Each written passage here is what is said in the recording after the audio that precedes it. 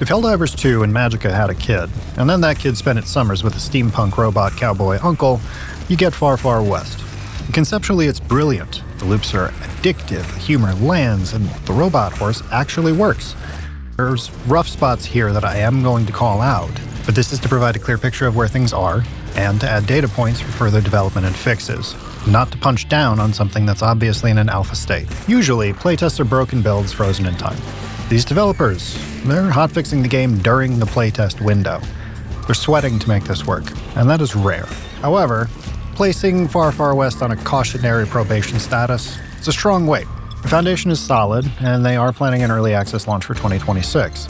But right now the optimization is relying on bleeding-edge hardware that isn't feasible yet for most consumers. Don't buy into early access until the patch notes confirm threading fixes and baseline improvements to performance. Now, before we get into the heavy lifting of why my admittedly obscene PC is sweating, we do have to clear the basics. Does this game respect the consumer, or does it commit cardinal sins of UE5 development? First up, graphics options. There's a respectable collection of options that you would expect, usual suspects in the menu so far, and the descriptions added to the tooltips are a nice touch for the people who are less well-versed in what all these options do. Field of view overall is a pass. Sliders go all the way up to 140. There's no nausea-inducing fisheye distortion until you go past 120. My sweet spot was between 100 and 110, and it felt great. So the menu options are safe, but what happens when we actually try to render this world? And this is where things get complicated. Let's look at the numbers.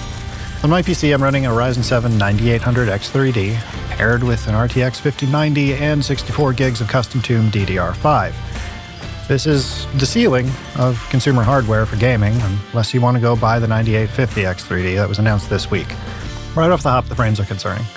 Native 4K, I'm looking at 140-ish with 110-ish 1% lows. Now, with just DLSS scaling set to performance, I'm seeing roughly 170 with 1% hovering around 150. Throughout this process, my GPU is pinned at 95% utilization, but my CPU is napping at 25% use.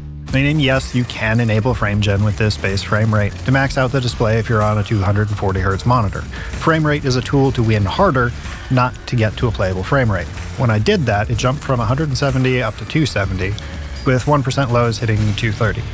The additional input delay here should be negligible based on render time and reflex, plus this isn't a competitive title, so, you know, get over yourself.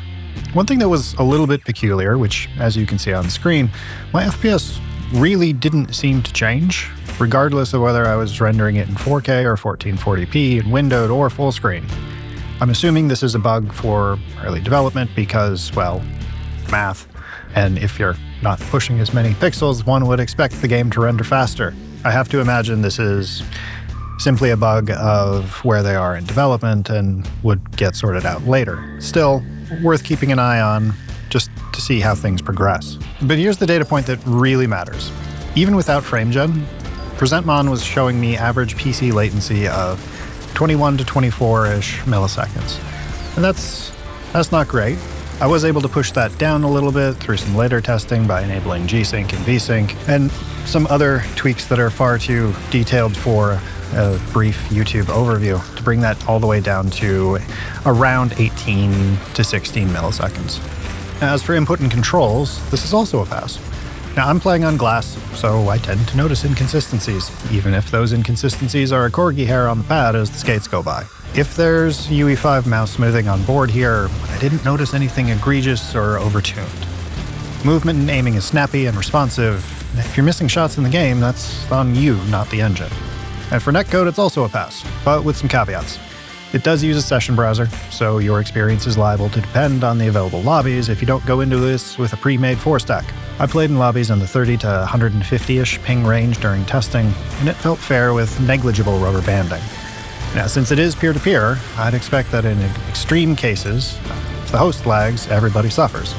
But this is peer-to-peer, it's 2026.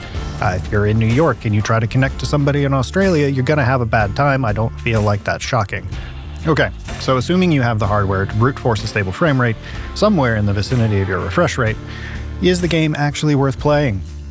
Yes, the loop is addictive. It uses a soft extraction mechanic. It's not Tarkov, you don't lose your house if you die. It's the Helldivers model. Fail the mission, get some pity XP, respects you and your time. The mission board system is something you've seen before.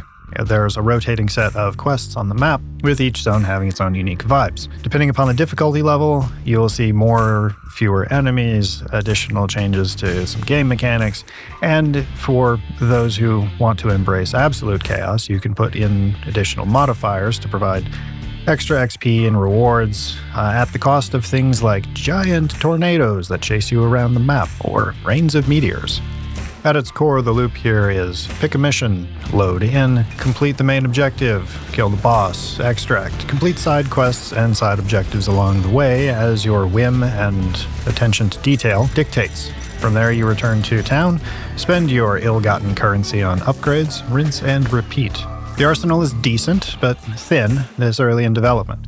You got 4 primaries, 5 secondaries. These are your standard rifles, shotguns, miniguns, but then you also have quirky things like sheriff stars, which are shuriken, and boomerangs. Now, I didn't test the late game weapon and ability balance because, frankly, the grind to level these up is too long for a temporary playtest, and I have other titles to play. Now, that can be a major balancing concern for launch. If the fun guns take 40 hours to unlock, people will quit. Ideally, late game both weapons and abilities will have their roles to play and feel good to use, and have use cases that let each shine. We'll see. In terms of overall progression so far, there's 2 meta currencies on offer. With gold, you can upgrade things like flat damage, clip size, HP for weapons and your character itself. And then you have souls, which are used to unlock jokers, either by purchasing the one you would like directly, or by a RNG gambling system over here.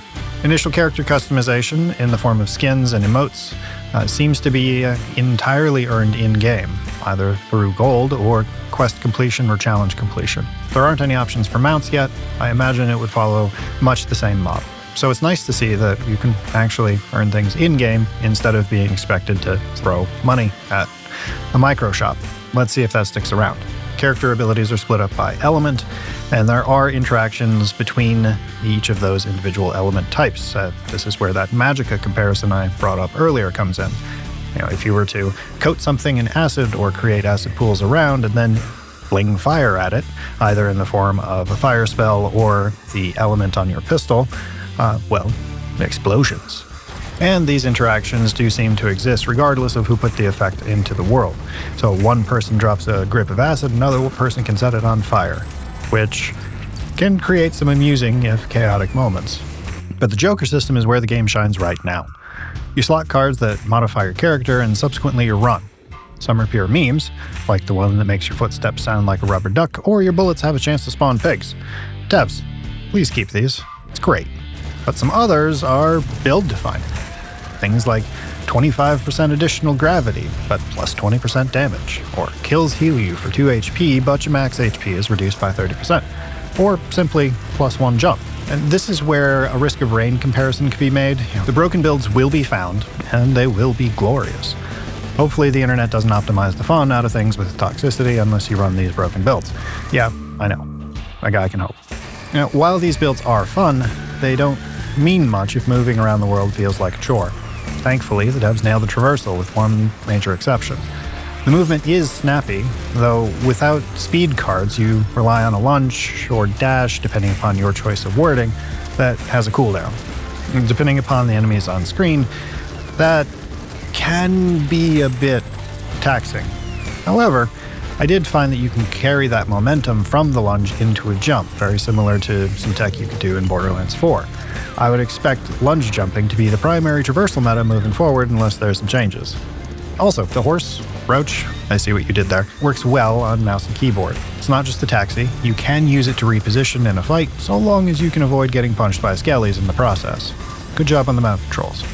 However, do not play this solo. It is miserable. Some of the objectives, like time switches, are built for squads. Playing alone tends to turn this into a COD Zombies-style kite simulator. Use the server browser or bring friends. The ping system is fine for pointing out in-world objects and waypoints on the map, but for complex puzzles, you kinda need a microphone or a pile of patience. Also, quick aside, 10 out of 10 on the Serious Sam reference. So, We have a developer that listens, but an engine that screams in pain. Where does that leave us? This is a game I want to love. The style is there. The combat loop is punchy. The Lunge-Jump tech feels nice, until the development cycle adds enough optimization to hold a steady frame rate and chase away some of the usual culprits for UE5 on PC. I cannot in good faith recommend that you buy into it or plan to throw money at the screen as soon as early access arrives. The Steam page confirms that early access launched sometime in 2026.